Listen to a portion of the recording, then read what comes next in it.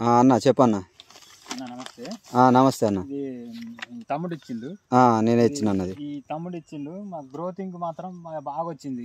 అదే అన్న. ఫెర్టిలైజర్ మాత్రం బాగా పనిచేసింది. ఓకే అన్న. మళ్ళీ దీనికి నెల రోజులు తేడా అన్న. ఈ సొప్ప నీకంటే ముందు వేసారు.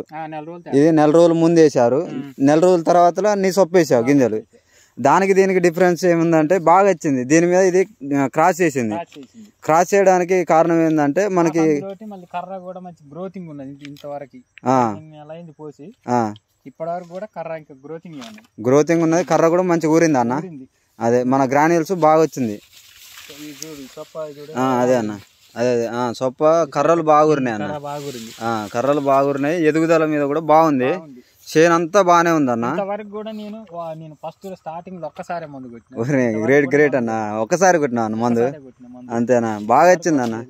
అదే మన ఈ 2 ప్యాకెట్లు వేసినావు అన్న గ్రాన్యూల్స్. 2 ప్యాకెట్లు వేయడం వల్ల, మందులు కలిపేయడం వల్ల మంచిగా కర్ర మంచిగా ఊరింది.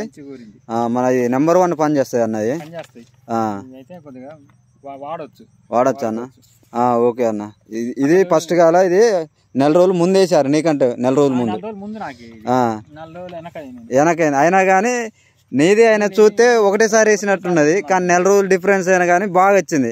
అంటే మన గ్రాన్యూల్స్ వేయడం వల్ల ఎంత బెనిఫిట్ ఉందంటే బాగుంది. అంటే ఒకటేసారి స్ప్రే చేసిండ్రు. మీ పక్క చేనే వాళ్ళు మాక్సిమం ఒక 3-4 టైమ్స్ స్ప్రే చేసి ఉంటుంది.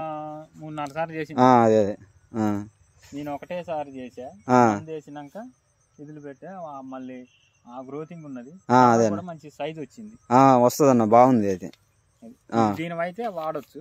ఓకే మాత్రం బాగుంటది. అదే అదే వాడుకోవచ్చు రైతు.